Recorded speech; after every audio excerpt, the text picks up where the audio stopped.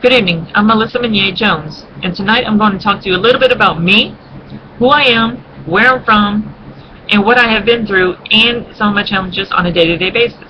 For instance, I am a survivor of Chiari 1 malformation. What is Chiari 1 malformation? We'll get to that later. But first, let me tell you a little about me.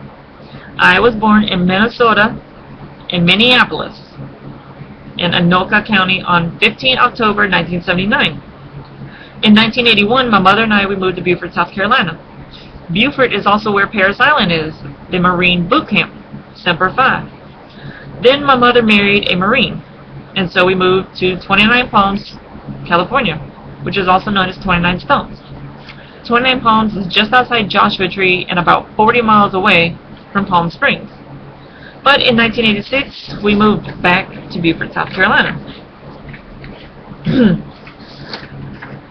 So, now that you know a few places of where I live and where I'm from, I'm going to tell you about a very scary moment in my life. In February of 2010, I was stationed at MacDill Air Force Base, Florida, which is in Tampa, Florida. I had to go to Tampa General, and then I was diagnosed with Chiari 1 malformation. On 18 March of 2010, I had a 5.5-hour brain surgery.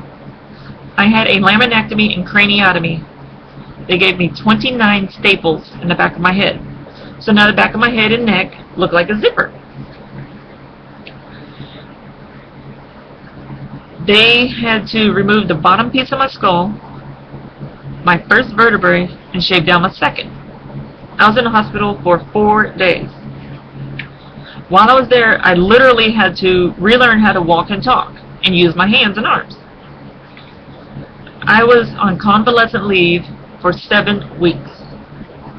I had to go to occupational therapy for about 6 months so I could relearn how to use the motor skills in my hands. But being diagnosed with Chiari 1 malformation is scary. Chiari 1 malformation is a neurological and physical disorder. It also messes with your nerves. Me, I have nerve damage in my back for the rest of my life, and I have to take nerve medicine 3 times a day. Chiari 1 malformation, you can either get it congenital, which is you're born with it, or from a major trauma. To this day, we still don't know how I got it. But for the first 5 years since my surgery, I have to get a yearly MRI. After that, every 5 years, I get a yearly MRI to make sure everything is going right. So, now that you know that you can get Chiari 1 malformation from either birth or from trauma. Tonight I told you a little bit about me, some of the places I've lived, and my major surgery. And on a day-to-day basis, I have hardships with just normal things. I cannot wait to get to know you and some of the things that y'all are about.